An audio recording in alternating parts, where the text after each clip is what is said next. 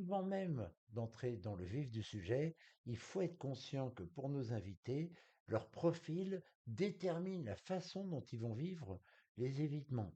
Et quand vous allez montrer un octant en rouge à quelqu'un qui a un profil gauche, il va identifier un problème potentiel. Donc, il n'y a pas une question de prise de conscience dès que c'est explicite, c'est fait.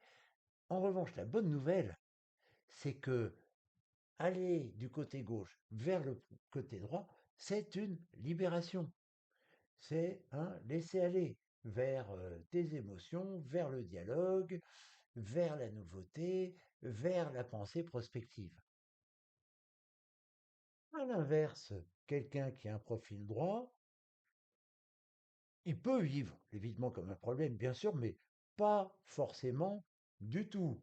C'est-à-dire que oui, bon, ben, on verra, les chiffres, on leur fait dire ce qu'on veut. La réalité, ce qui compte, c'est la façon dont je la vis. L'organisation, là suivra. Enfin, pour eux, c'est plutôt quelque chose d'encombrant. Alors, là aussi, hein, ils peuvent être très conscients que c'est un frein pour leur avancée professionnelle. La mauvaise nouvelle, c'est que progresser côté gauche, quel que soit l'octant, c'est une contrainte et que ce sera vécu comme tel. Donc, il faut vraiment montrer à la personne qu'il y a une vraie carotte au bout. Les enjeux de communication sont toujours plus forts dans l'axe limbique cortex que dans l'axe droit-gauche, et le cas des évitements ne fait pas exception. Quand plus le profil de la personne que vous avez face à vous est limbique, plus elle va vivre ces évitements, comme euh, un cas personnel.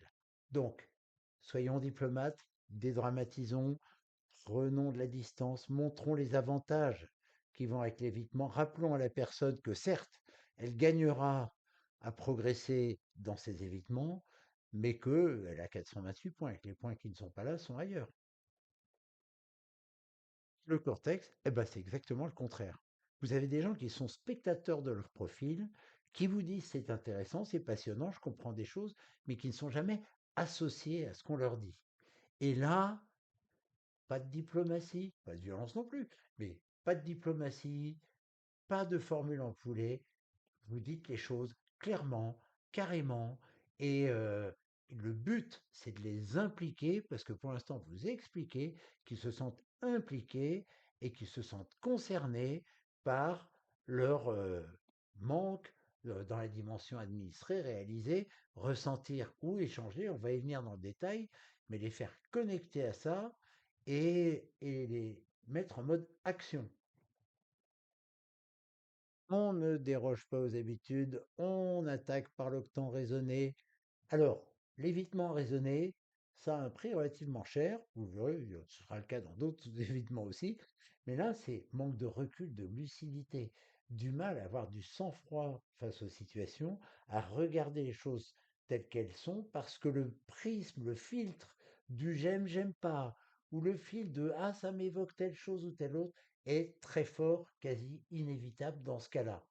Alors, évidemment, ça donne une sorte de fraîcheur, une sorte de bienveillance, souvent par rapport aux propos des gens, à prendre pour argent comptant ce qu'on nous dit jusqu'à preuve du contraire.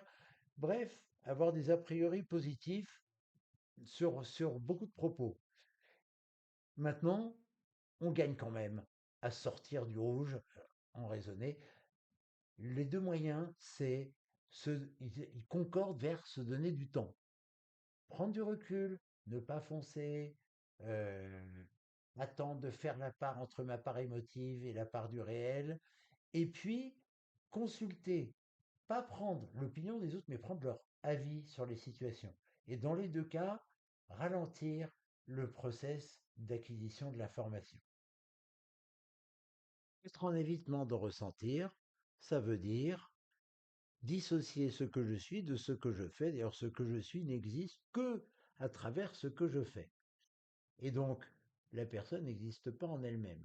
Alors, d'où le fait de peu se connaître et peu se fréquenter, peu connaître les autres et travailler uniquement le relationnel à travers ce que je vois et ce que j'entends en étant coupé de ce que je perçois. Alors, la personne y gagne, hein, parce que bah, elle va être relativement bulletproof hein, par rapport à ce qui peut arriver autour d'elle, surtout dans les situations de tension. Et donc, comment améliorer son score là-dedans? C'est pas facile parce que des 8 octans, c'est celui dont le bénéfice est le moins objectivable. Quand on a un déficit et on est en train de regarder sur les 7 autres, et puis surtout les octans gauche, on voit bien la nuisance à avoir 20 points en administré ou en raisonné. En revanche, là, c'est peu perceptible. Et donc, on y arrivera si on joue sur les leviers forts de la personne qui peut être raisonné, évalué, et donc en arrivant à la convaincre que ça rapporte et que c'est productif d'être à l'écoute. Alors, de ses propres émotions, c'est un travail, mais déjà de celles des autres.